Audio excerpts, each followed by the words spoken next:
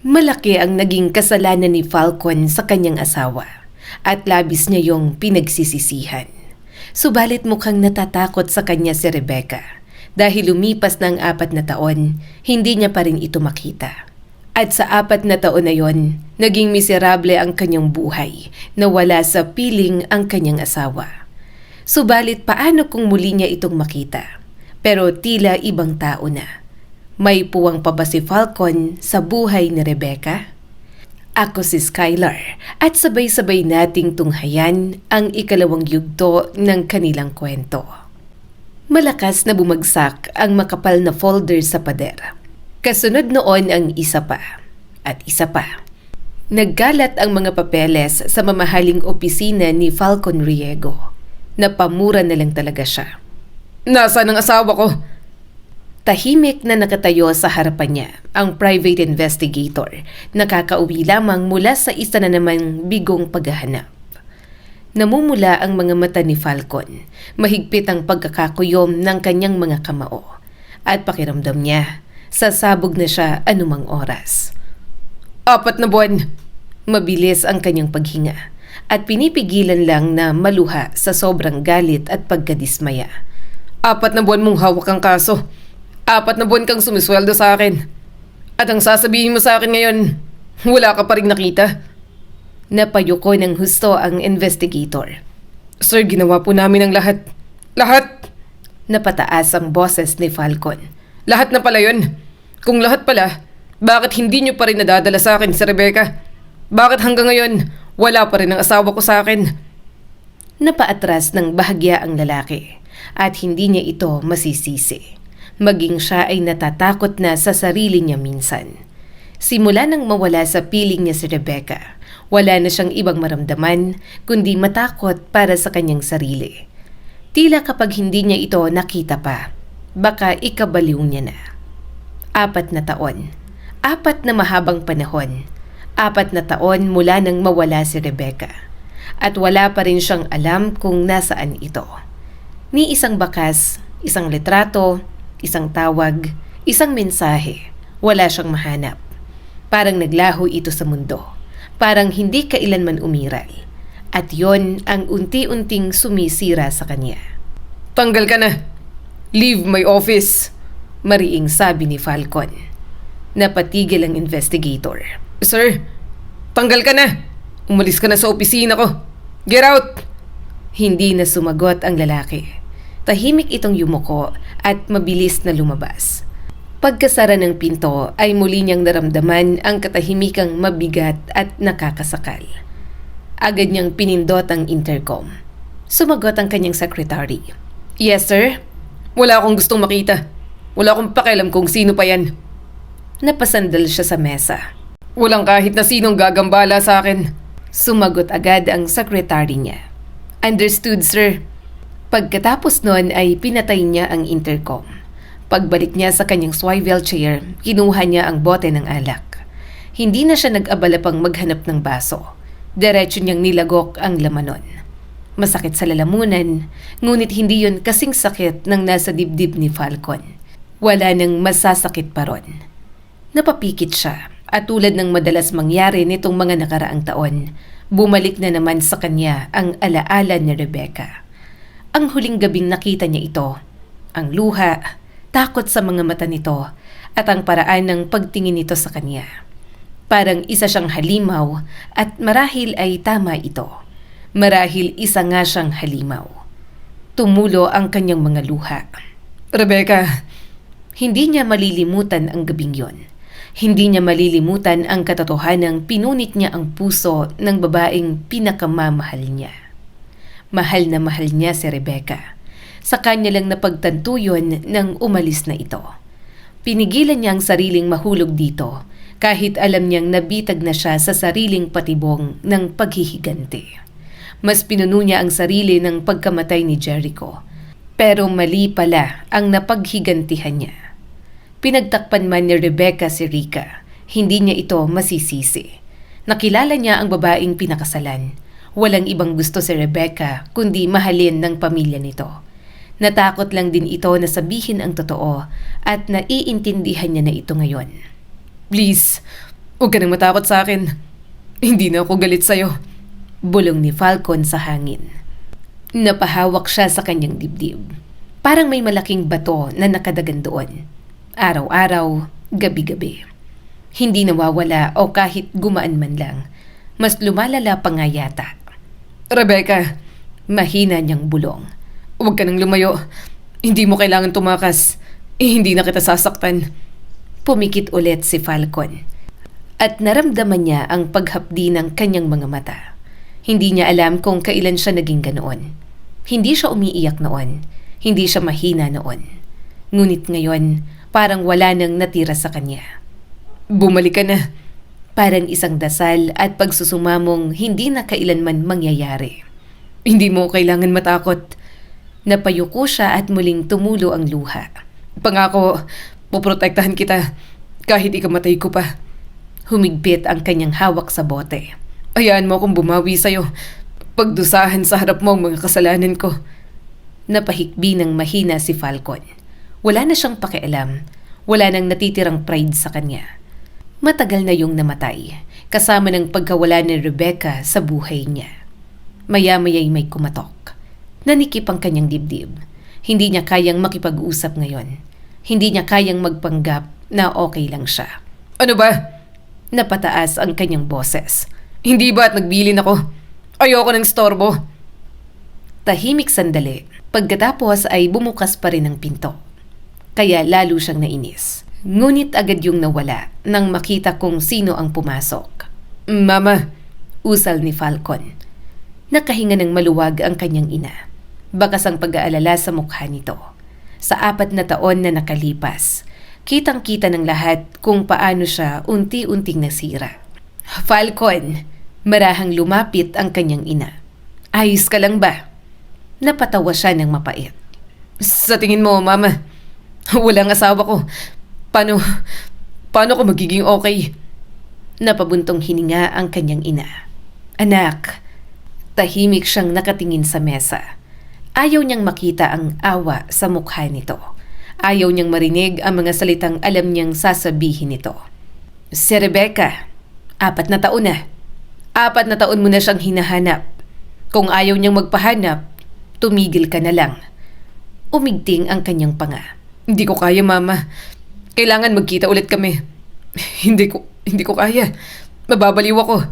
Sa 4 na taong nagdaan, pinipilit ko lang maging okay. Pero baka 1 taon pa mang hindi ko siya makita. Hindi ko nakayanin. Umupo sa tapat niya ang mama niya. Tinitigan siya ng mabuti. Sa panlabas, mukha siyang okay. Kinakaya niya dahil may kumpanya siyang kailangan pa rin asikasuhin. Pero sa loob niya, para siyang rosas na unti-unting namamatay. Ano bang nangyari sa inyong dalawa? Tanong ng kanyang ina. Bakit siya lumayas? Bakit hindi siya magpakita sa'yo? Napatingin siya rito at agading umiwas. Hindi niya kayang sagutin yon. Hindi niya kayang sabihin ang katotohanan sa inang nagpalaki sa kanya. Aminin kung gaano siya kasama. Falcon, mahina ang boses ng kanyang ina. Hindi ko alam ang buong kwento pero kilala kita. Tumawa siya ng mapait.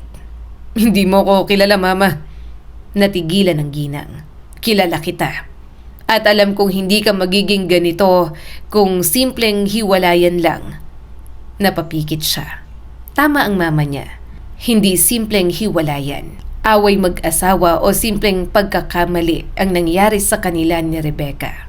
Kasalanan niya. Kasalanan niya lahat. At wala nang makakapagpabago roon. May malaking kasalanan ako sa kanya. Na kahit ikaw, Mama, hindi mo lubos may isip na kaya kong gawin. Mabagal niyang sabi. At alam kong hindi niya ako mapapatawad. Naramdaman niyang muling humapdi ang kanyang mga mata.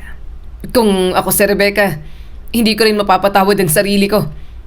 Pero gusto ko pa rin siyang makita. Sumubok. Kasi baka pwede pa, Mama. Napatitig siya sa bintana. Wala siyang ideya kung nasaan si Rebecca. At kung sakaling makita niya ito, alam niyang mahirap siyang patawarin. Pero may karapatan pa ba siyang humingi ng isa pang pagkakataon? Hindi na alam ni Falcon kung ilang beses na siyang nagkamali.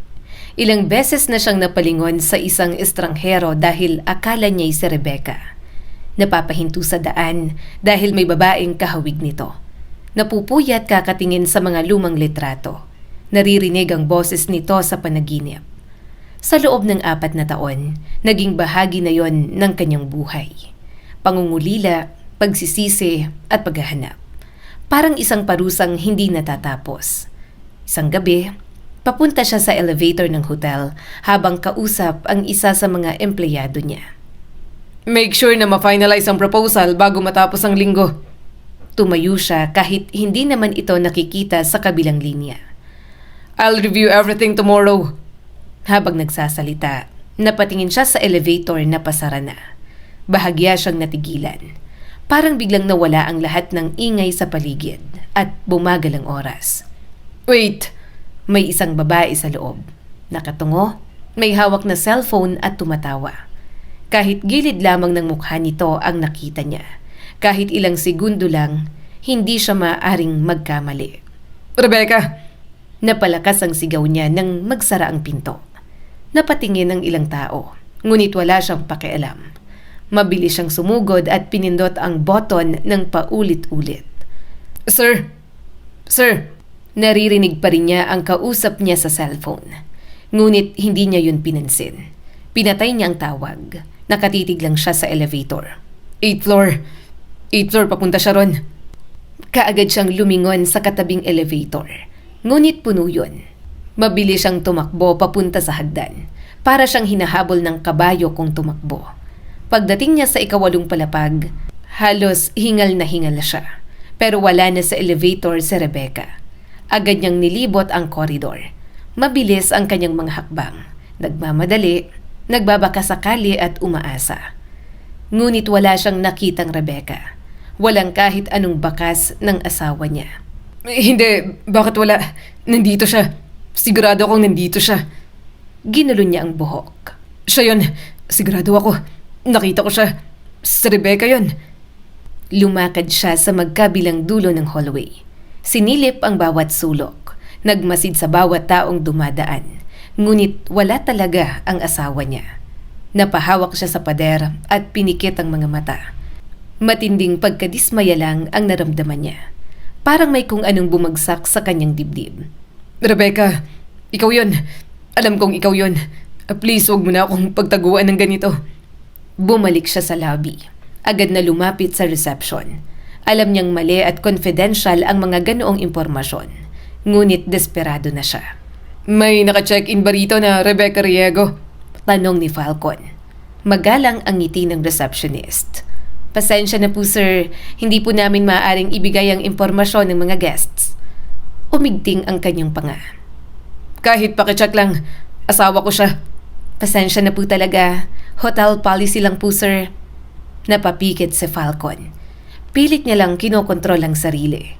Hindi kasalanan ng receptionist. Ngunit pakiramdam niya'y mababaliw na siya. Pagdating sa hotel room, dire-diretso siya sa minibar. Binuksan ang bote ng alak at muling uminom. Napatitig siya sa salamin. Mukha siyang pagod, mas matanda, at mas mabigat ang mga mata. Parang ibang tao na si Falcon. Malapit ka nang mabaliw. Mapait siyang napahalakhak. Malapit na ako mabaliw, Rebecca. Kailan ka ba magpapakita sa akin? Sa huli ay napasandal siya sa upuan at pinilit kumbinsihin ang sarili. Guni-guni lang siguro yun ni Falcon katulad ng dati. Ilang beses na yung nangyari sa kanya, pero wala naman talaga si Rebecca. Kinabukasan ay naging abala siya sa trabaho. Sunod-sunod ang mga ginawa ni Falcon at kahit paano ay naalis sa isip niya ang nangyari. Ngunit pagsapit ng gabi, kailangan niyang dumalo sa isang auction event. Isa sa pinakamalaking business gatherings ng taon. Hosted ang kilalang negosyanteng si Erlino Cervantes. Pagdating niya sa venue, agad niyang napansin ang karangyaan. Kristal na chandelier, mahabang pulang carpet, mga taong nakasuot ng mamahaling gown, suit at mga maskara. Nakita niya sa unahan si Erlino Cervantes. Kaagad niya itong nakilala. Kasama nito ang asawa nitong si Regina, kahit mga nakasuot pa ng maskara. Napatingin siya sa mesa ng mga ito. May isang babaeng nakaupo ron, nakatagilid at nakatakip ang kalahati ng mukha ng maskara. Sino siya? May anak bang babae ang mga Cervantes? Tanong niya sa sarili. Baka fiancé ng isa sa mga anak ng mga Cervantes. Hindi niya kilala. Hindi niya mamukhaan dahil masyadong malayo. At wala rin siyang interes na alamin. Marami siyang mas mahalagang iniisip. Bago magsimula ang auction, nakaramdam siya ng matinding pangangailangan na magbanyo. Tahimik siyang tumayo at nagtungo roon. Pagpasok niya sa men's room, natigilan siya.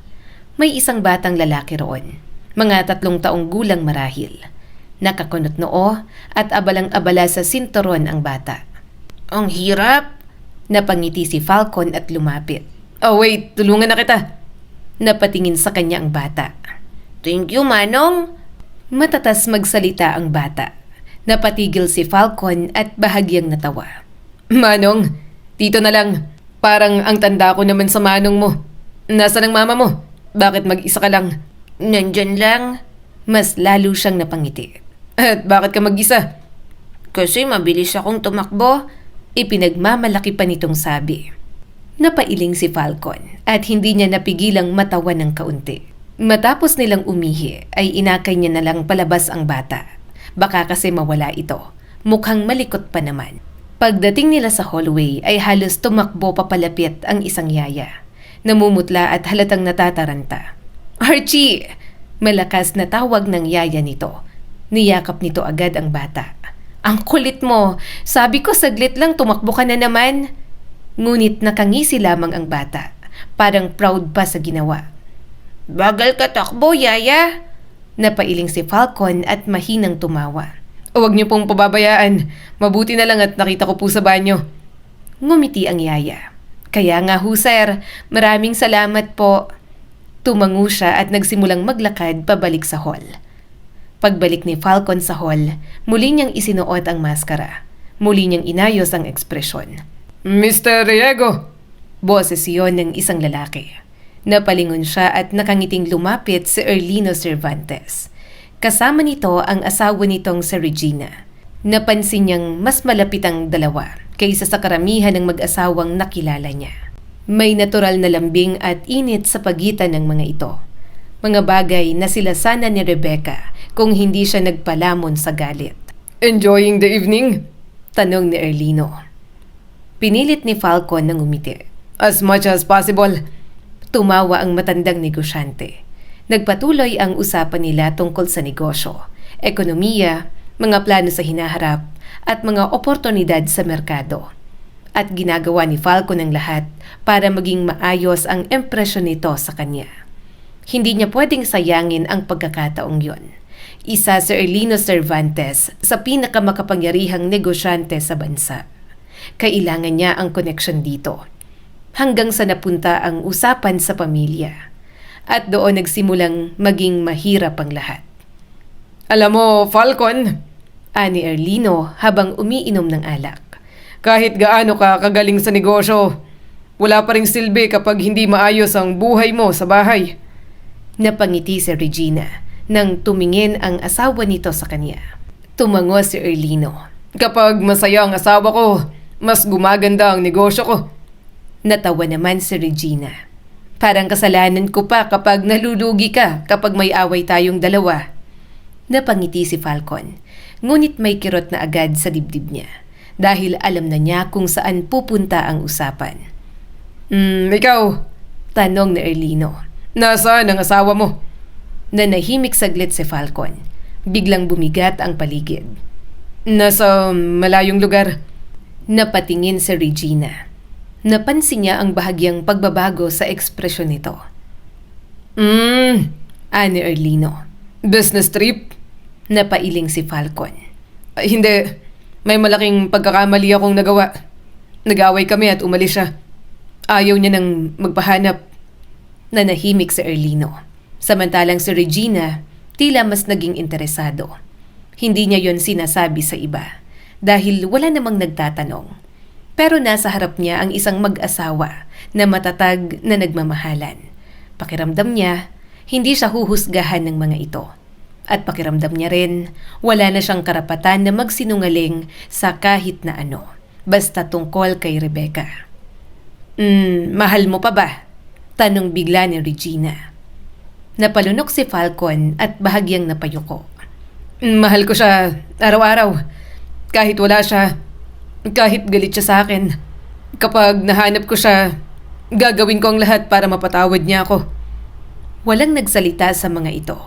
Maya-maya'y tumawa si Erlino. Anong ginawa mo sa asawa mo para lumayo ng ganyan? Tanong ni Erlino. Nang babae ka ba? Napapikit si Falcon at sa pagkakataong yon, alam niyang maaaring masira ang pagkakataon niya sa deal. Ngunit wala siyang balak magsinungaling. Oo, at mas may mabigat pang dahilan. Mahina niyang sagot. Nanlaki ang mga mata ni Erlino. Akala ko hindi mo aaminin. Matatapakan ang ego mo dyan, hindi ba? Wala na akong pakialam sa ego ko bilang lalaki. Bumalik lang ang asawa ko. Tapakan niya mo ng ilang beses. Wala na akong pakialam. Napailing na lang si Erlino. Samantala, titig na titig sa kanya si Regina. At kahit sa likod ng maskara nito, nasumpungan niya ang galit doon. Pero hindi niya na masyado pang naisip dahil nakipag-usap na ang mga ito sa iba. Makalipas ang ilang minuto, nagsimula na ang auction. Isa-isang inilalabas ang mga mamahaling alahas. Painting, mga antigong koleksyon, bihirang kagamitan, ngunit wala roon ang isip ni Falcon.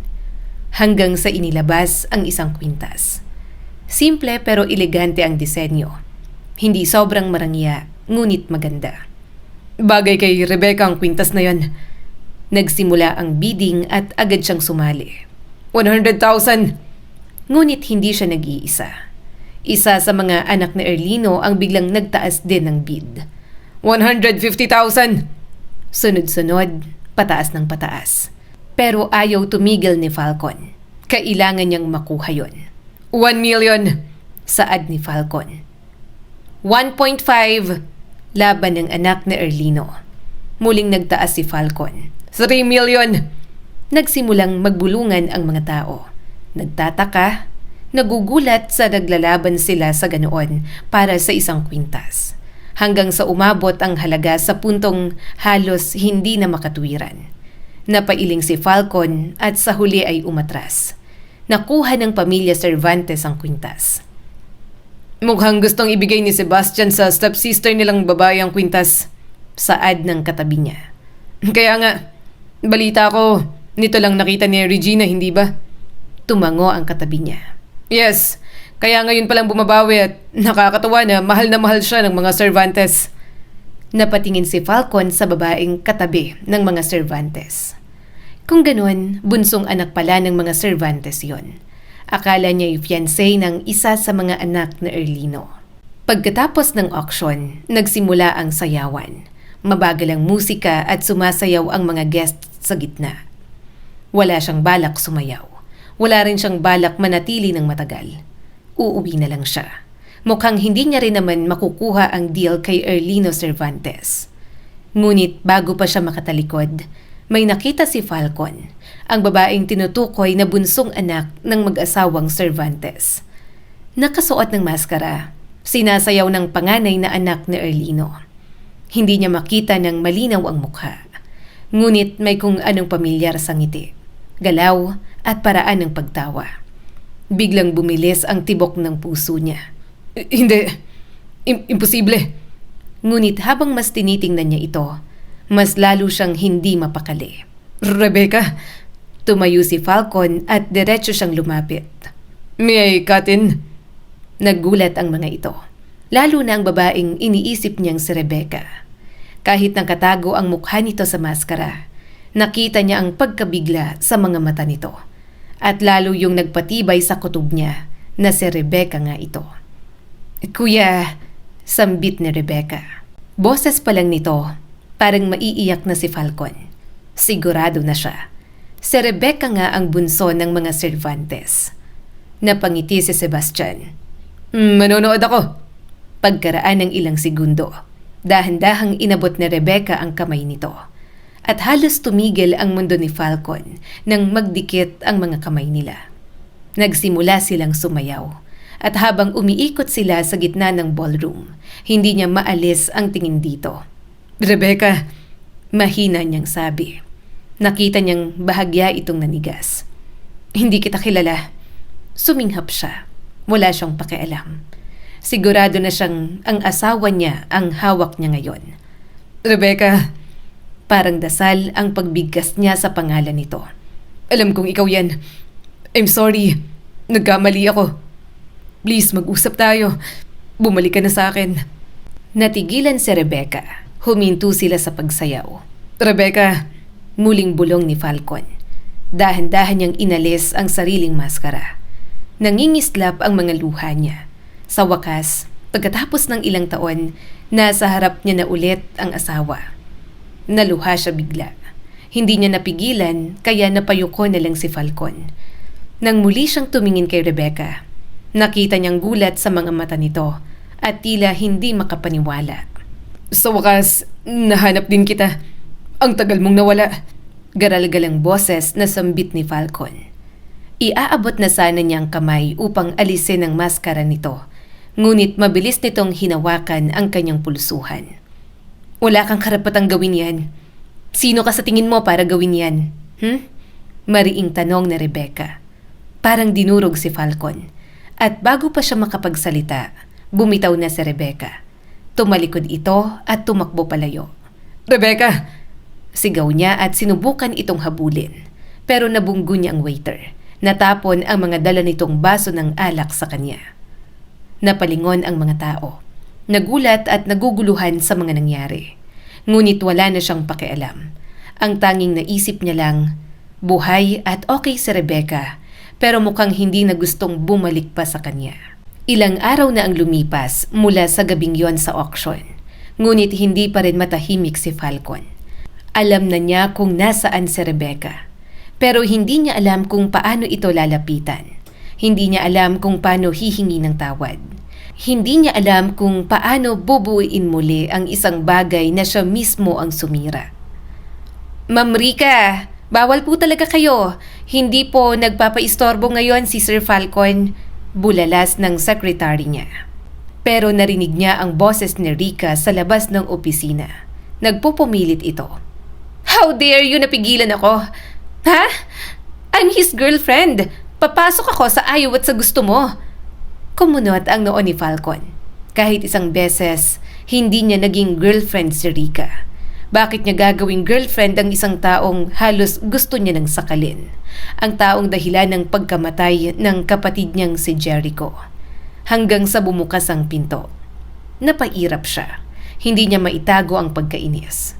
Sa loob ng 4 na taon, lalong lumala ang pagkamuhi niya rito. At sa bawat bagong ebidensyang nalalaman niya tungkol kay Jericho, lalo lamang yung tumitindi. Sir, pasensya na ho. Nagpupumilit po talaga siyang pumasok. Kinakabahang sabi ng kanyang secretary. Tumango si Falcon sa kanyang secretary. It's okay. You can go. Tinarayan ni Rica ang secretary niya. See? I told you. Hindi ako makakastorbo. Cause it's me. Ano na naman ang ginagawa mo rito? Malamig niyang tanong. Ngumiti si Rica. Ngunit hindi na siya nalilinlang sa mga ngiting yon. Sa halip, siya ang manlilinlang at magpapasakay dito sa mga plano niya. Kailangan ko ng tulong. Diretso nitong sabi. Ano bang tulong ang kailangan mo? Lumapit agad ito at puno ng pag-asang tumingin sa kanya. May 2 investor na umatras. Muntik nang gumalaw ang sulok ng labi ni Falcon. Pero mabilis niya yung pinigilan. Hindi pwedeng makahalata na siya rin naman ang may kagagawa nun. Talaga? Kunwari nagulat siya. Malaking problema ba yon? Napahawak si Rica sa noo nito. Para bang ilang gabi na itong hindi nakakatulog ng maayos. Oh my goodness! Yes! 3 proyektong na-delay. Yung supplier namin sa construction materials bigla na lang umatras. Yung bangko naman ayaw munang i-release ang susunod na loan. Hindi na alam ng mama ko kung anong gagawin ko. Kahit ako rin, pinipressure niya ako. Tahimik lamang si Falcon na nakikinig. Habang sa loob-loob niya, isa-isang binibilang ang mga problemang siya mismo ang gumawa. Sa supplier, binili niyang kontrata. Mas malaking halaga ang inialok niya. Natural na pinili siya ng mga yon. Sa bangko, ilang buwan niyang pinag-aralan ang financial records ng Valdez Group. Pagkatapos ay ipinadala niya sa tamang tao ang mga impormasyong kailangan upang questionin ang kakayahan ng mga ito na magbayad. Gusto niyang paunti-unting pahirapan ng mga ito. Hindi lang naman si Jericho ang iginaganti niya, pati na rin si Rebecca na hindi binigyan ng mga ito ng masayang buhay. Kahit expansion namin sa Cebu, hindi natuloy. Patuloy ni Rica sa pagsusumbong. 3 buwan na naming pinaplano yon. Alam ni Falcon dahil siya rin ang dahilan. Bago pa man isubmit ang permit applications ng kumpanya ng mga Valdez, nauna na siyang bumili ng lupa sa mga strategic location na kailangan nila. Nang malaman ng mga ito ang nangyari, huli na ang lahat.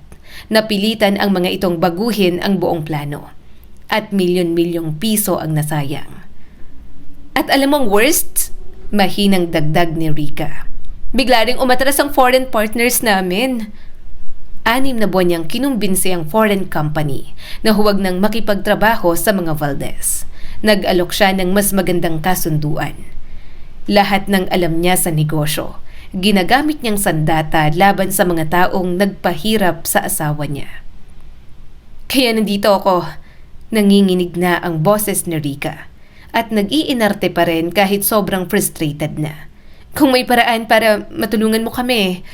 Tahimik siyang sumandal sa kanyang upuan. Pinagmasdan ang babaeng minsang naniwala na kaya nitong manipulahin ang lahat ng tao sa paligid nito. Ngayon, tila ito na mismo ang nalulunod. Magkano ba ang kailangan ninyo? Malamig niyang tanong. Parang nakakita ng pag-asa si Rica. Agad itong tumuwid ng upo. Kung papasok ka bilang investor, masasagipan namin ang company namin. Napababa ang tingin ni Falcon sa mesa. Investor? Hindi alam ni Rica na matagal na siyang nasa loob ng kumpanya ng mga ito. Hindi bilang investor, kundi bilang unos na unti-unting sumisira sa pundasyon nito. Nakakatawa na hindi man lang alam ng pamilya Valdez kung sino ang kalaban ng mga ito. Hindi alam na ang taong hinihingan nila ng tulong ngayon ay siya ring taong dahilan kung bakit unti-unting bumabagsak ang negosyo nito. Ano bang kapalit ang makukuha ko kapag tinulungan ko kayo? Malamig niyang tanong. Bahagyang ngumiti si Rica. Dahan-dahan itong lumapit sa mesa niya. Falcon, kailangan pa ba nating pag-usapan yan? Malambing nitong sabi. Matagal na tayong magkakilala. Alam mo naman na hindi ako lalapit sa'yo kung hindi talaga importante. At alam mo rin naman na hindi kita lalapitan kung wala akong tiwala sa'yo. Hindi pa ba sapat yun? Hindi nagbago ang ekspresyon ni Falcon. Hindi. Negosyo ang pinag-uusapan natin. Kapag negosyo, may kapalit. Kaya inuulit ko, ano ang kapalit? Ano ang may bibigay mo sa akin na dahilan para tulungan ko kayo? Bahagyang natigilan si Rica. Ngunit mabilis din itong nakabawi. Alam mo naman kung ano, napakunot noo si Falcon. Lalo lamang siyang nainis. Hindi ko alam. Kaya sabihin mo ng direkta. Ayoko manghula. Napangiti ito at lumapit pa sa kanya. Kakandog na sana kay Falcon, pero tinulak niya agad si Rica. Dahil doon, muntik nang mapasubsob sa sahig si Rica. Falcon! Bahagyang nawala ang ngiti sa mga labi nito.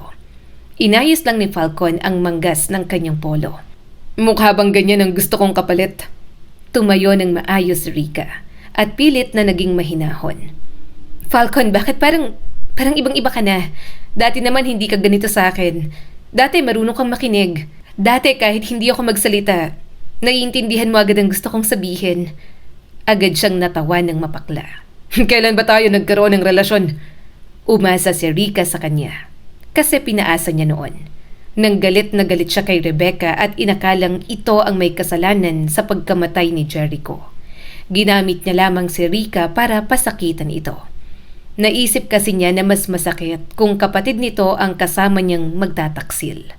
Gusto niyang dahan-dahan saktan ang damdamin ni Rebecca. Wala siyang mahanap na ebidensya sa pagkamatay ng kanyang kapatid. Kaya pakiramdam niya, sa paraang yun lamang mabibigyan ng hustisya si Jericho. Pero dahil nagkamali si Falcon, ngayon siya ang nagdurusa sa mga kasalanang siya mismo ang gumawa.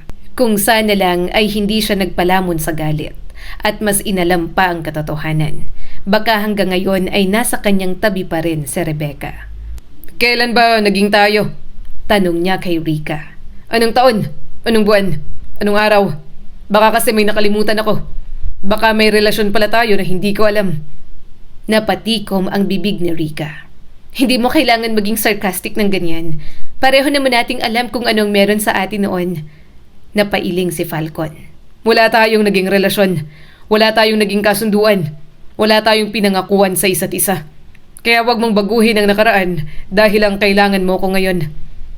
Halata ang iritasyon sa mukha ni Rika. Ngunit hindi pa rin ito sumuko. Hindi mo naman mahal si Rebecca, di ba? Nung nandito pa siya, hindi mo naman talaga siya pinahahalagahan. Bakit palagi mo akong pinipili? Bakit palagi kang bumabalik sa akin? Hindi ba mas mahal mo naman ako? Tuluyang natawa si Falcon pero puno ng pangungutya. Mas mahal kita. Hindi mo ba naririnig ang sarili mo? Pagkatapos ng lahat na nangyari, yan pa rin ang pinaniniwalaan mo. Yes, of course. Matigas ang sagot ni Rika. Dahil nakita ko yon, naramdaman ko. Hindi mo ako matitingnan sa mata at sasabihing wala kang naramdaman para sa akin. Napailing si Falcon. Stop being so delusional, Rika. Walang nangyari sa atin kahit minsan. Wala tayong relasyon. Wala tayong pagmamahalan. Ginamit lang naman kita nun, hindi ba? Unti-unting namutla si Rika. Bakit mo ko gagamitin? Ano ba talagang pinag-awayan niyo ni Rebecca? Napailing si Falcon. Muling lumagok ng alak. Iniisip niya kung alam ba ni Rika na siya ang totoong kapatid ni Jericho. Wala siguro itong alam. Walang kamalay-malay. Nag-away lang kami ng asawa ko at wala ka na ron. Hinalikan lang kita at yun lang yun. Hindi kita minahal. Hindi kita pinili. At kung may mga pagkakataong akala mo'y espesyal ka sa akin, mali ang pagkakaintindi mo. Kasi kaya ko rin gawin ang ginagawa ko sa'yo sa ibang babae. Nagkataon lang na ikaw ang nakita ko sa bar nung araw na yon. Nakakadiri. Hinalikan niya lang naman si Rika noon para ipakita kay Rebecca na nagtataksila siya. Na masaktan ito kasi akala niya ito ang pumatay sa kanyang kapatid. Pero pagkatapos niyang malaman ang katotohanan, nandiri siya sa sarili niya at kay Rika. Kapag nakikita niya ito, parang gusto na lang niyang sakalin hanggang bawian ang buhay. Falcon, hindi pwedeng ganun lang.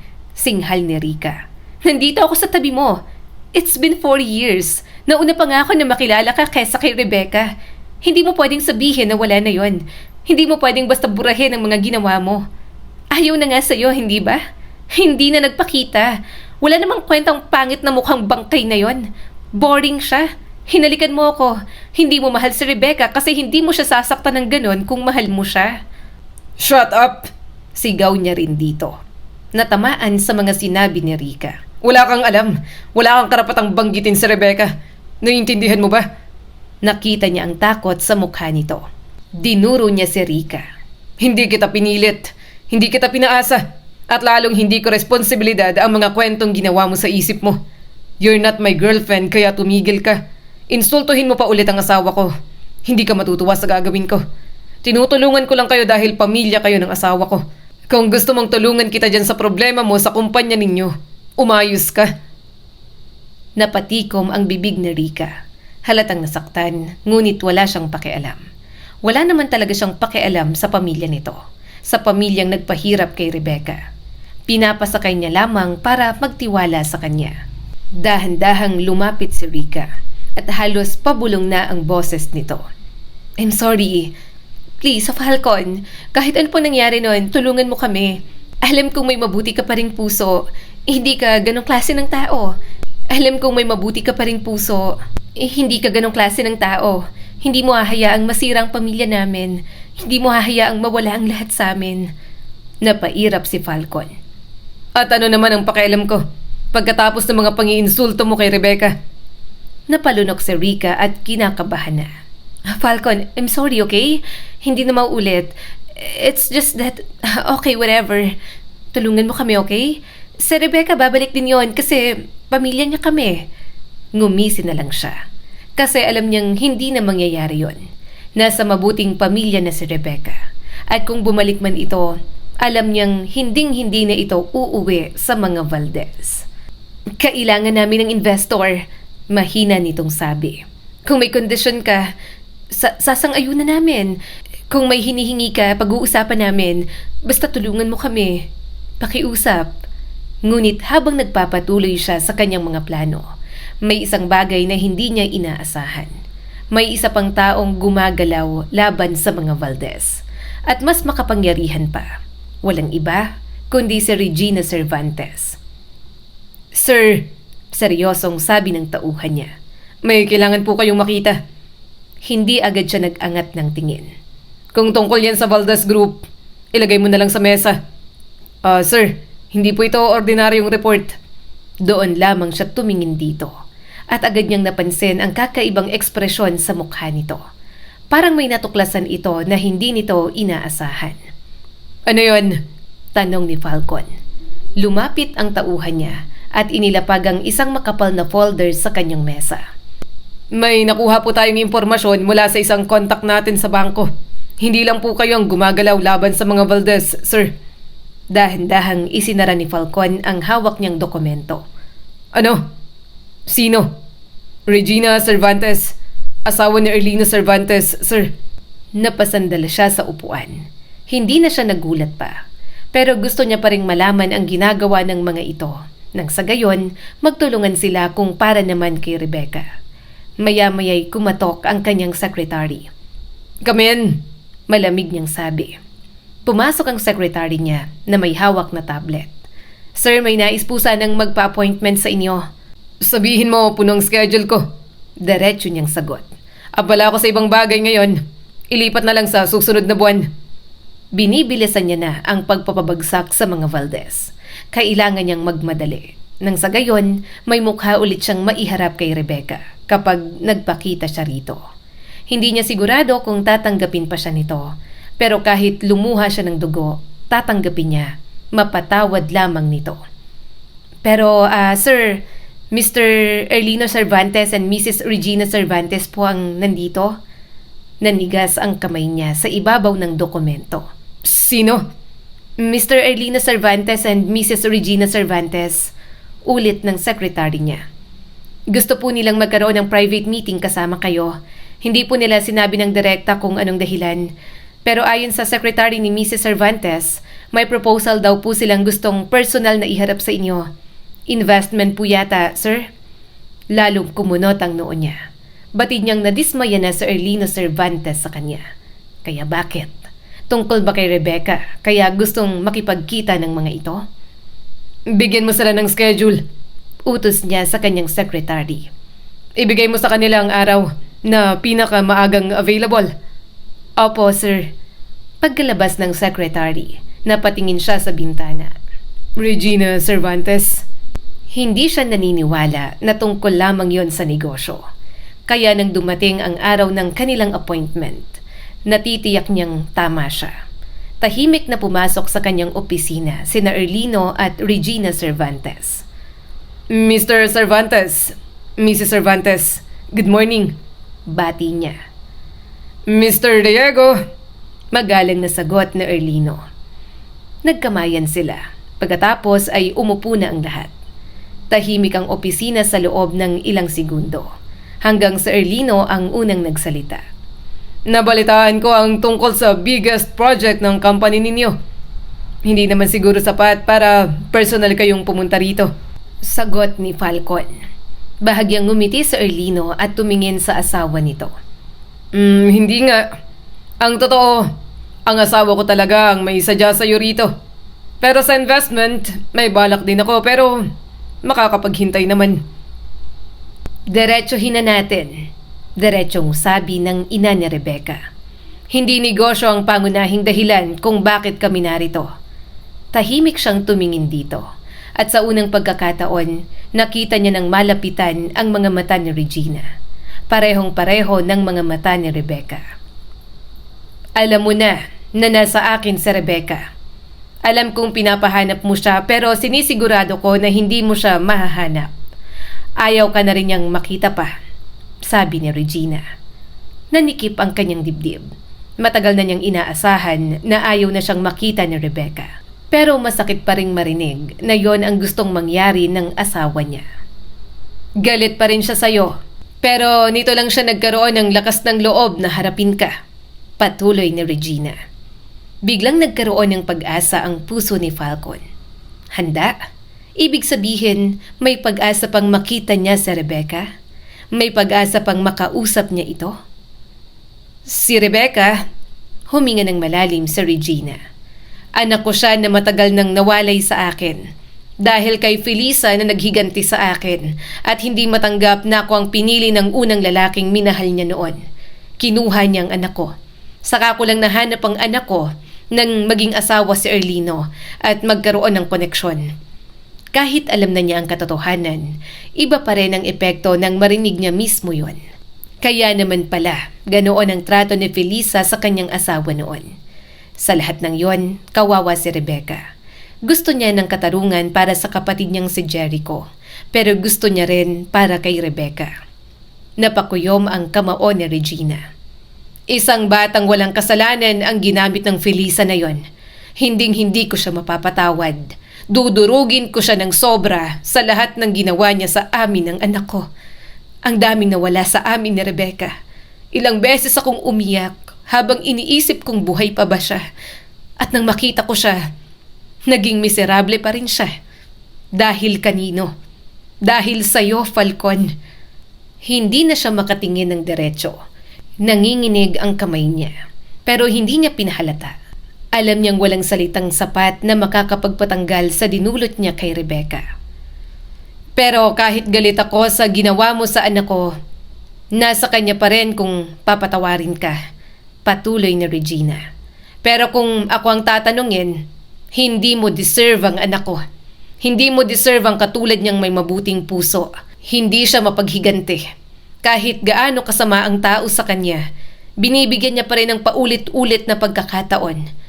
Pero ang ginawa mo sa kanya, ibang klase ng pagkabigo yun. Kaya hindi ko alam kung mapapatawad ka pa niya. Sana hindi na nga. Sana kalimutan ka na niya ng tuluyan. Makahanap ng ibang lalaking mamahalin. Hindi mo deserve ang anak kong pinaikot mo lang. Napasinghap si Falcon at napapikit. Sa ilang taon na wala si Rebecca sa kanyang tabi, halos mabaliw na siya. Paano pa kaya kapag nakita niya ito na may kasamang iba? Hindi niya talaga kaya. Sana patayin na lang siya ni Rebecca kapag nangyari yon. Baka mas kayanin niya pa. Kaya narito kami ngayon, sabi ni Erlino. Nais naming makipagtulungan. Alam namin na may ginagawa ka para pabagsakin ang Valdez Group, hindi ba? Handa kaming ibigay ang lahat ng resources na kailangan, dagdag ni Regina. Ang anak ko, nabanggit niya sa akin ang ginawa niyang pagtatakip sa pagkamatay ng kapatid mo. Gusto niyang gawin ang tama. Gusto niyang pagbayaran. Pero hindi naman ako papayag na mabilanggo siya. Kaya kung papayag ka, sa halip na maging accessory siya, magiging witness siya sa kaso. Tumango agad si Falcon. Yun po talagang bala ko. Hindi ko rin hahayaang mabilanggo siya. Wala siyang kasalanan. Ginamit lang siya ng mag-inang yun. Kaibigan din siya ni Jericho, ng kapatid ko. Natakot po siguro siya sa akin. Akala niya idadamay ko siya. At hindi mo masisisi ang anak ko, Falcon. Seryosong sabi ni Regina. Pinaglaruan mo siya. Pinaghigantihan mo siya. Maaring kasama siya sa kasalanan yon, pero hindi niya yun ginusto. Durog na ang anak ko sa buhay na naranasan niya. Mas dinurog mo pa. Nanginginig ang mga labi ni Falcon. Masakit na marinig yon sa ina ni Rebecca. Tama naman kasi ito. Puno na ng pagdurusa ang buhay ng kanyang asawa. Alam niya yon, pero pakiramdam niya noon ay nagpapaawa lamang ito. Kaya mas nilamon siya ng galit. Nagkamali siya sa simula pa lang at kahit magsisi siya ng paulit-ulit, hindi na mababawi ang mga nagawa niya kay Rebecca. Nasa abogado na ang lahat ng ebidensya. Hindi na kami titigil na pabagsakin ng dalawang yon, dagdag ni Erlino. Hindi rin ako titigil, mariing sabi ni Falcon. Nagkatinginan silang tatlo. Sa unang pagkakataon, iisa ang kanilang layunin. Katarungan para kay Rebecca at para kay Jericho.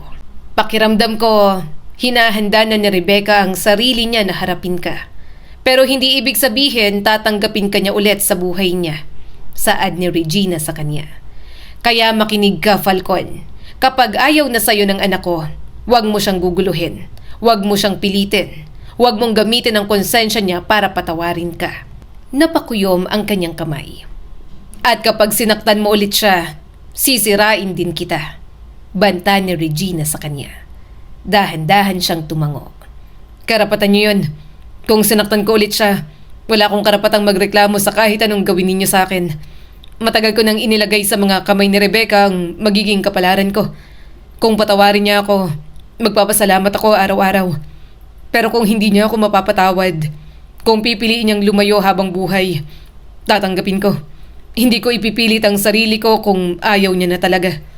Hindi lang yon ang naging pagkikita nila ng mga Cervantes. Tahimik silang kumikilos.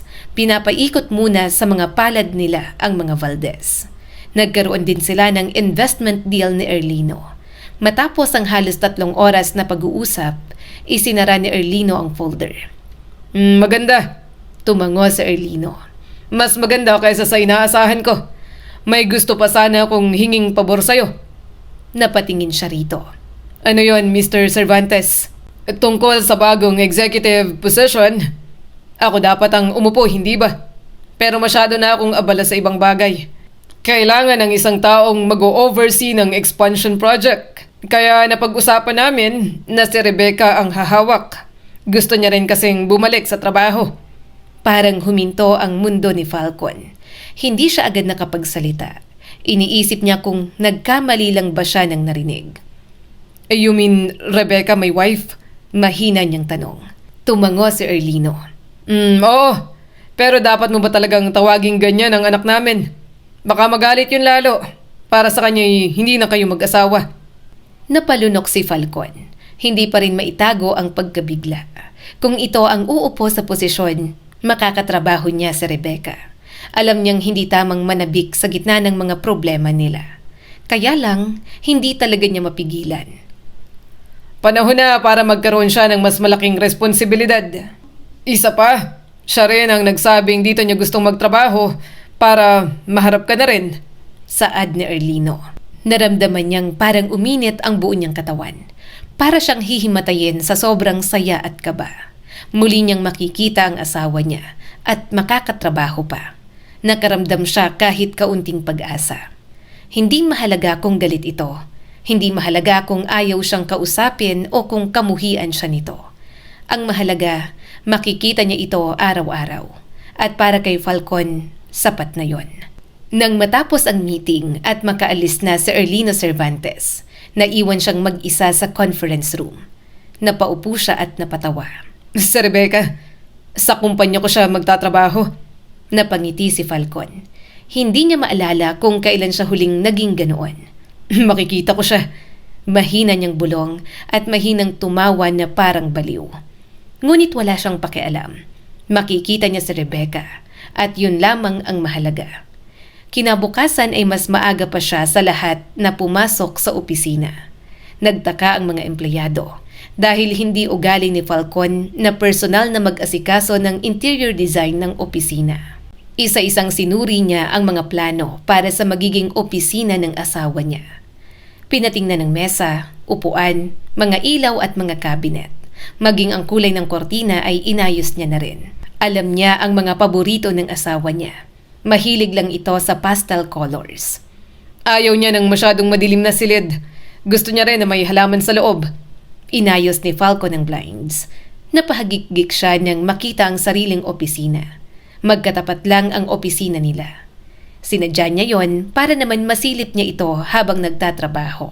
Dumating ang araw na matagal niyang hinintay. At sa loob ng maraming taon, ngayon lang muling kinabahan ng ganoon si Falcon. 5:00 pa lang ng umaga ay gising na siya. Paulit-ulit niyang tinitingnan ang sarili sa salamin. Hindi niya alam kung ilang beses siyang nagpalit ng korbata, relo, at ilang beses niyang inayos ang buhok. Napailing siya sa sarili. Parang baliw na talaga ako. Pero kailangan ko maging gwapo at maayos. Makikita ko na ulit ang asawa ko. Pagdating niya sa opisina, siya pa ang unang dumating. Nagulat pa ang ilan sa kanyang mga empleyado. Good morning, sir. Good morning. Masaya niyang bati na mas ikinagulat ng mga ito. Nandyan na ba ang mga bulaklak na pina-order ko? Tanong ni Falcon sa kanyang secretary. Tumango ito at inabot sa kanya. Opo, napangiti si Falcon. Sobra na siyang kinakabahan. At kahit hiwalay na sila, kahit galit ito sa kanya, kahit malamang ayaw nitong makitang mukha niya, asawa niya pa rin si Rebecca. Makalipas ang ilang oras, bumukas ang elevator at dumating na si Rebecca. Sobrang lakas ng tibok ng kanyang puso habang papalapit si Rebecca. Napakaganda pa rin ng asawa niya. Nag-iba man ang aura nito, ito pa rin ang Rebecca na minahal niya. Gayunpaman, hindi na rin ito katulad ng dati. Hindi na siya sinalubong ng ngiti. Wala ring lambing. Formalidad lamang ang natanggap ni Falcon. Good morning, kalmado nitong bati. Napalunok siya sa sobrang kaba at nanginginig ang kamay na inabot ang bouquet. Good morning. Sa tanang buhay niya, ngayon na lang siya naging ganoon kakabado. Kahit noong teenager, hindi siya ganon. Wala siyang kahit na anong kinatatakutan. Tanging si Rebecca lang ang kayang magpanginig sa kanya ng ganoon. Na kahit napatingin ng ibang empleyado sa kanya, wala na talaga siyang pakialam. Nasaan ang magiging opisina ko? Seryosong tanong ni Rebecca. Nandito. At siya mismo ang naghatid rito sa opisina. Tahimik silang naglakad at bawat hakbang ay parang ilang kilometro para kay Falcon. Gusto niyang magsalita, magtanong at humingi ng tawad. Ngunit hindi pa niya magawa. Pakiramdam niya, kailangan niya munang ihanda si Rebecca. Pagdating sa opisina ay binuksan niya ang pinto. Sana magustuhan mo. Napatingin lang si Rebecca sa paligid. Maayos naman. Pumasok na ito at wala nang iba pang sinabi. Gayunpaman, sobrang saya niya pa rin. Masaya ang puso ni Falcon. Kahit na malamig ang asawa niya'y ayos lamang. Matapos ang lahat ng ginawa niya rito, tatanggapin niya ang kahit na anong kagaspangan ng ugali nito sa kanya. Lumipas ang mga araw at naging routine ang malamig na pagtrato sa kanya ni Rebecca. Magkatapat ang kanilang opisina. Minsan ay nakikita niya si Rebecca sa kabilang glass wall, nagtatrabaho at nagbabasa. Kapag kasama niya ito sa meeting, saka pa lamang niya naririnig ang boses nito. Para siyang isang taong nauuhaw sa disyerto. Hindi alam kung kailan bibigyan ng tubig niya. Hindi siya nagrereklamo. Sapat na ang makita ito. Sapat na ang malaman na naroon si Rebecca. Pero hanggang kailan niya ba yon kakayanin? Isang tanghali, hindi na niya kinaya. Tumayo siya at naglakad papunta sa opisina nito. Sobrang kabado si Falcon nang kumatok. Come in, mahinhing boses ng asawa niya. Pumasok si Falcon at napatingin si Rebecca. Bakit? Ano ang kailangan mo? Napalunok si Falcon. Pwede ba akong sumabay ng lunch? Naisip ko kasi na mas magandang kumain ng may kasabay. Tahimik ng ilang segundo si Rebecca. At halos huminto ang puso niya habang naghihintay. Tumaas ang mga kilay nito. Bakit? Sanay ka bang palagi may kasama sa lunch? Umawang ang bibig ni Falcon. Hindi Wala akong kasabay. Ako lang palagi ang kumakain mag-isa. I mean, gusto kitang makasabay kumain sa lunch. Kung pwede sana. Dapat pala ay hindi na siya sumubok. Isang malaking pagkakamali na lumapit siya rito. Baka biglang magbago ang isip ni Rebecca. Baka hindi na matuwang magtrabaho sa kumpanya. Napabuntong hininga muna ang asawa niya bago tumango. Sige, napakurap si Falcon. Ano? Sabi ko, sige. Hindi siya agad nakasagot. Hindi niya kasi yon inaasahan. Sige, ipapadala ko sa iyo rito ang menu sa cafeteria sa baba para makapamili ka. Wait lang. Sobrang taranta siyang lumabas ng opisina nito. Inasikaso niya agad ang tanghalian nila. Nang matapos, sobrang ligaya ang nararamdaman niya nang sabay na silang kumakain ni Rebecca. Kahit tahimik lang ito, napapangiti pa rin siya. Hanggang sa hindi niya na talaga napigilang magsalita. Alam kong galit ka pa rin sa akin. Napatingin si Rebecca sa kanya at bumagal ang pagnguya nito. At alam kong wala akong karapatang umasa. Huminga siya ng malalim. Pero Pero bakit mo piniling dito magtrabaho? Tinapos muna ni Rebecca ang pagkain bago ibinaba ang kubyertos. May gusto akong tingnan. Napakunot ang noo niya. Anong ibig mong sabihin? Ano ang titingnan mo? Diretso siyang tiningnan ng kanyang asawa. Gusto kong malaman kung mapagkakatiwalaan ka na ba. Nanlaki ang mga mata niya. Hindi siya agad nakapagsalita. Gusto niyang sabihin dito na mapagkakatiwalaan na siya, na lahat ng katapatan niya ay tanging na kay Rebecca na lamang. Pero naisip ni Falcon na parang hindi dapat niya sabihin. Pakiramdam niya hindi rin naman maniniwala ang asawa niya. Kaya patutunayan na lang niya. Subalit kahit ganon, parang may maliit na liwanag na sumindi sa napakadilim na silid ng kanyang buhay. Rebecca, ibig bang sabihin yan, bibigyan mo ako ng pagkakataon? Tahimik itong tumingin sa kanya bago muling sumagot. Pwede kitang bigyan ng pagkakataon, pero hindi sa paraang gusto mo. Hindi sa paraang inaasahan mo. May iba pa. Hindi maunawaan ni Falcon kung ano ang sinasabi nito na iba pa. At alam ba nito ang inaasahan niya? Hindi niya alam. Hindi niya talaga alam, pero kung ano man yon, tatanggapin niya ng maluwag basta si Rebecca ang nagsabi. Rebecca, kahit sabihin kong mapagkakatiwalaan mo ko, hindi ka pa rin sigurado kung maniniwala ka, hindi ba? Kaya patutunayan ko na lang ang sarili ko. Nagkamali ako. Marami akong nagawang bagay dahil sa galit ko. Pero pinagsisisihan ko ng lahat ng yon. Hindi ko... Pinutol agad ni Rebecca ang mga sinasabi niya at agad na tumayo. Tapos na ako mag-lunch. Bumalik ka na sa opisina mo. I believe may mga trabaho pa tayong gagawin, hindi ba? May dumaang sakit sa mukha ni Falcon. Pumayag man itong magtrabaho sa company niya, hindi pa rin ito handang makinig sa kanya. At naiintindihan niya yon. Maghihintay siya kahit abutin pa ng mahabang panahon. Kinagabihan, kahit na nakatanggap siya ng rejection, hindi pa rin siya sumuko. Nang matapos ang trabaho, muli siyang lumapit kay Rebecca. Ihahatid na kita. Nagulat siya nang tumango ito. At mas lalo siyang nagulat sa sumunod nitong sinabi. Mag-dinner tayo. Parang gusto niyang matawa. Sumigaw sa saya. Ngunit pinilit niyang magmukhang kalmado. Lalo na at titig na titig pa sa kanya si Rebecca. Sige. Nauutal niyang sabi. Saan mo ba gustong mag-dinner? Tiningnan siya ni Rebecca sa mga mata. Bumaba sa mga nanginginig niyang labi. Sa penthouse. Ipagluto mo ako. Nanlaki ang mga mata ni Falcon. Hindi niya na maitago ang ngiting kanina pang pinipigil. Sa penthouse? Sige, pagluluto kita.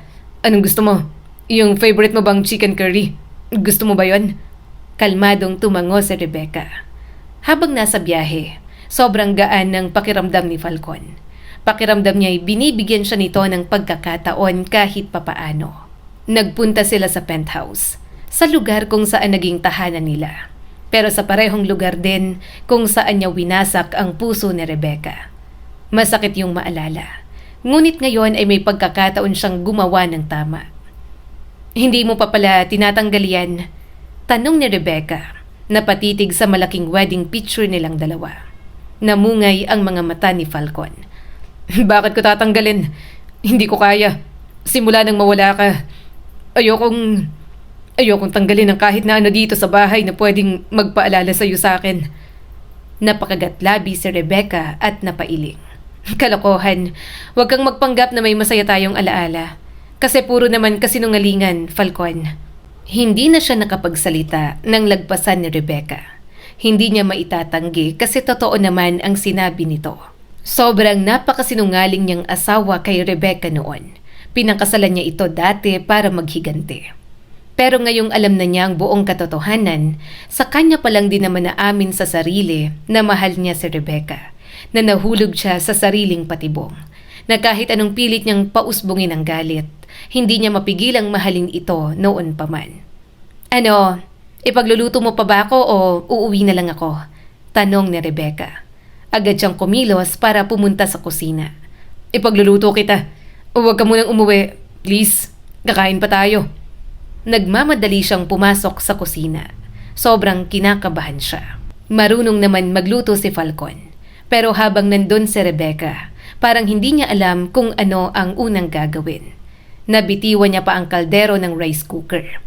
Sorry. Sambit ni Falcon. Tumango lang si Rebecca. Maghihintay lang ako. Tipid siyang umiti. Kinuha niyang pink na apron ni Rebecca. Nang magkatinginan sila, nakita niyang natigilan ang kanyang asawa. Unti-unting nawala ang kaba ni Falcon dahil doon. Pamilyar ba? Nakangiting tanong ni Falcon. Umismid naman ito. Luto na. Nangingiti siyang tumalikod. Habang nagluluto, nasa island counter lang ang asawa niya. Nanonood sa kanyang mga ginagawa. Paulit-ulit niyang tinikman ang pagkain. Sinigurado niyang maayos. Baka kasi hindi masarap. Nang makapaghain, hinila niya ang upuan ni Rebecca. Subukan mo. Nakangiting sabi ni Falcon nang makaupo sa upuan niya. Sana magustuhan mo. Mas masarap kang magluto sa akin. Hindi ko alam kung nakuha ko ba ang tamang timpla na gusto mo. Mukhang nababagot na kinuha ni Rebecca ang kutsara. Akala ni Falcon ay isusubo agad nito. Pero bahagya siyang natigilan nang makitang parang pinaglalaruan nito ang pagkain. Masarap ba to? Bakit ganito? Parang nakakasuka. Saad ni Rebecca. Napalunok si Falcon. Alam niyang ginagawa nito. Pinaparamdam nito sa kanya ang pinaramdam niya noon. Kung paanong tinapo niya ang mga pagkaing niluluto nito para sa kanya. Sobrang saya ng puso ni Falcon noon kapag ginagawan siya ng lunch ng asawa niya. Pero dahil mas nangingibabaw ang galit, tinatapo niya na lamang o ibinibigay sa iba. Masarap ang luto ni Rebecca. Sobrang sarap na gusto niyang umuwi palagi. Pero pinipigilan niya ang sarili noon kasi akala niya ito ang pumatay sa kanyang kapatid. Nakokonsensya siya noon kasi paano niya ma-e-enjoy ang pagkain kung ang alam niya si Rebecca ang nagkasala kay Jericho. Tinatalisik pa ni Rebecca sa lamesa ang pagkaing pinaghirapan niyang lutuin. Ayoko sanang mag-aksaya ng pagkain. Kaya lang, mukhang hindi talaga masarap. Napalunok ulit si Falcon. Anong gusto mo? Gusto mo bang mag-order na lang tayo o lumabas? May bukas pa naman na restaurant ng ganitong oras. Ngumisi si Rebecca. Bakit? Sa tingin mo talaga, gusto kong makasabay kumain ng katulad mo? Naibaba niya ang mga kubyertos. Kung ayaw mo, liligpitin ko na lang. Ihahatid na kita pa uwi. Tahimik na tumingin si Rebecca sa pagkain. Pagkatapos ay tumayo. At walang sabi-sabing hinablot ang plato. Sinadyang ibato yon sa sahig. Nagkalat ang pagkain sa sahig, pati na rin ang bubog ng plato. Natahimik ang buong penthouse. Hindi siya gumalaw o nakaramdam man lang ng galit. Ilang taon nang nakalipas, ginawa niya rin yon. Mas masahol pa siya. Mas masakit ang ginawa niya. Kung yon ang paraan ni Rebecca para mailabas ang galit, tatanggapin niya kahit sobrang sakit. Kahit durugin pa nito ang buo niyang pagkatao. Hindi masarap ang pagkaing niluto mo. Nakakasuka. Tinitingnan ko pa lang, mukhang basura na. Panlalait pa nito sa kanya. Tama lang. Okay lang. Kalmado niyang sabi at pinilit ng umiti. Kumunot ang noon ni Rebecca. Tumayo siya at pinulot ang mga bubog sa sahig. Okay lang. Pasensya ka na kung hindi masarap. Pasensya na talaga. Hindi naman ako expert sa pagluluto. Pero kung gusto mo pa rin magpaluto sa akin, okay lang. Kaya lang, paano ka kakain? Saan ka kakain? Saan ba? Parang hindi niya na alam ang gagawin. Naninikip ang dibdib ni Falcon. Alam niyang karapat-dapat siya sa ganoong pagtrato. Malaki ang kasalanan niya. Pero hindi naman siya manhid para hindi masaktan.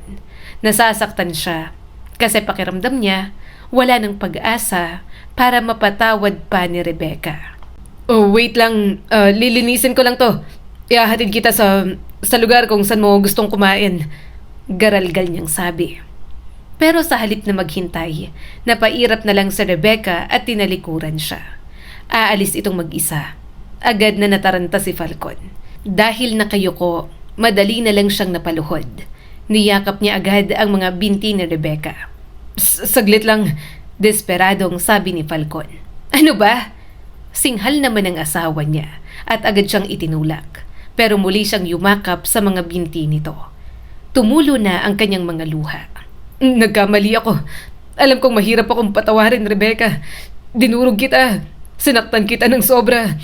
Pero sobrang nagsisisi na ako sa mga nagawa ko. Galit ako kasi akala ko ikaw ang pumatay sa kapatid ko.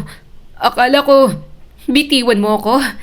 Humarap ito at pilit siyang tinutulak sa balikat. Bitiwan mo, sabi ako. Akala mo ba mapapatawad kita ng ganun lang? May kasalanan ako sa kapatid mo, sa kaibigan ko, pero hindi ko kailanman makakalimutan ang lahat ng ginawa mo. Hindi na napigilan ni Falcon ang mga hikbi. I'm sorry. Patawarin mo ako. Oo, sinungaling ako. Naging masama ako sa'yo. Mapaghigante. Maniwala ka man o sa hindi, mahal na mahal kita.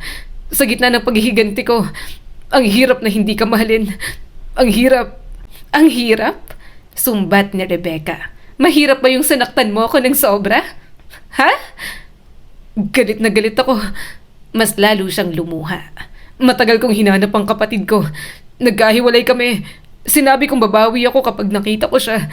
Pero nang malaman kong may something sa pagkamatay niya, hindi na ako tumigil. Puno ng galit ang puso ko. Hindi ko mapigilan. Kapatid ko yun eh.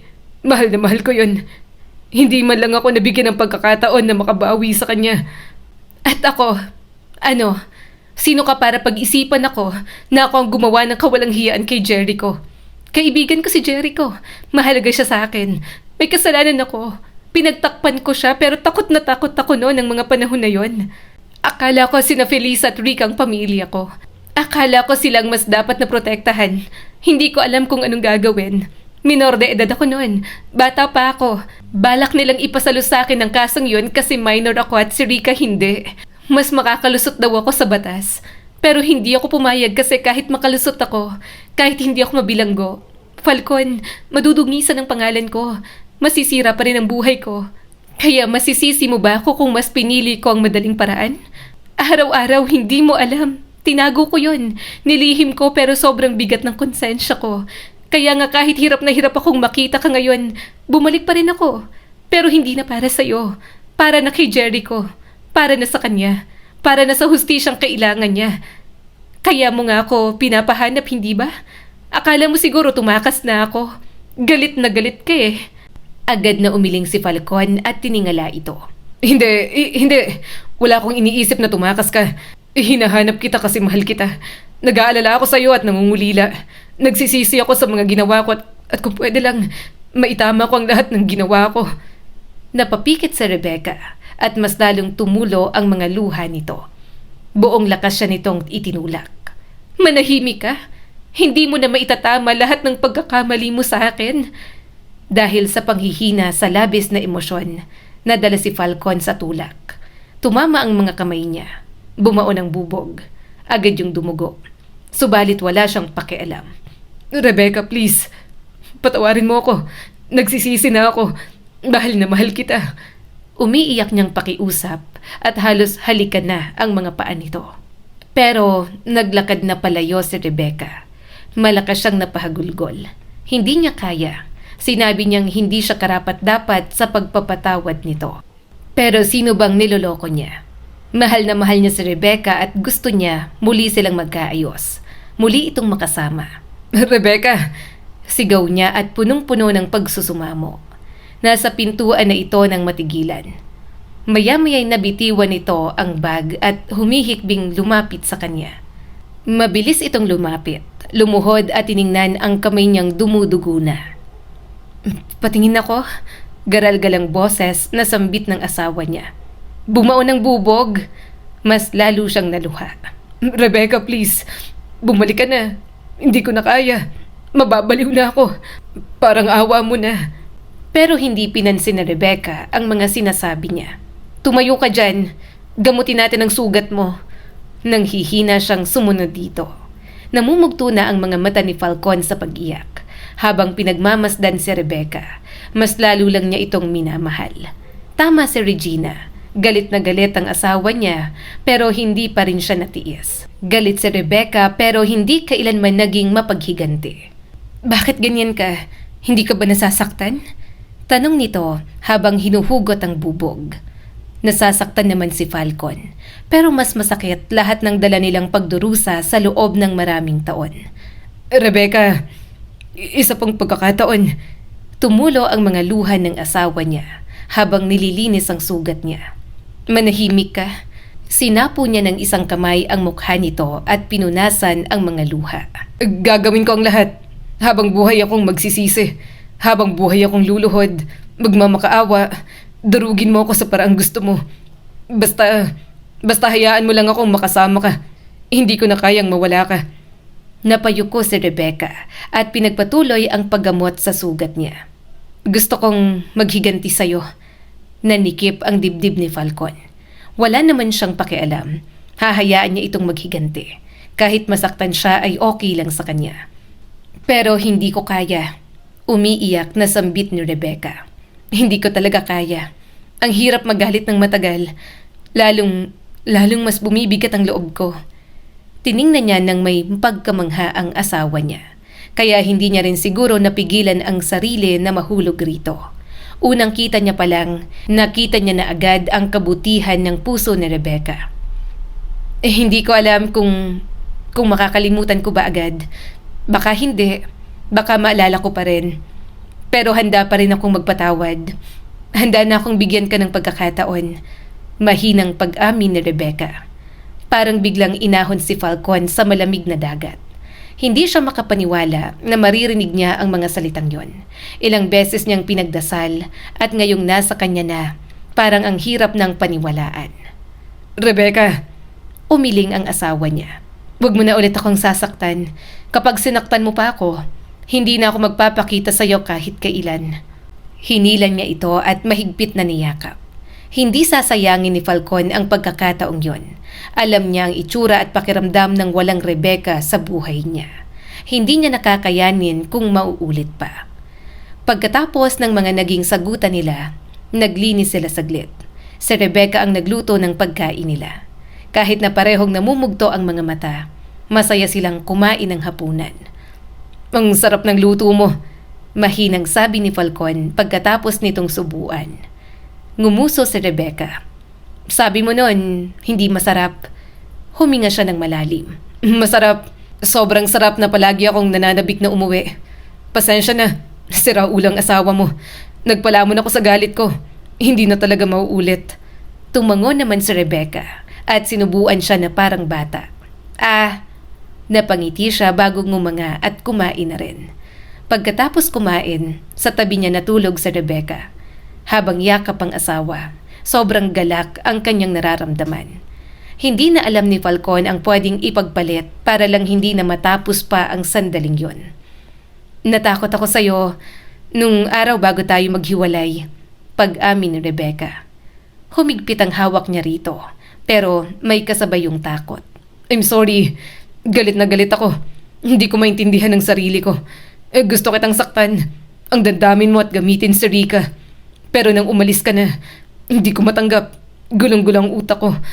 Ayokong umalis ka.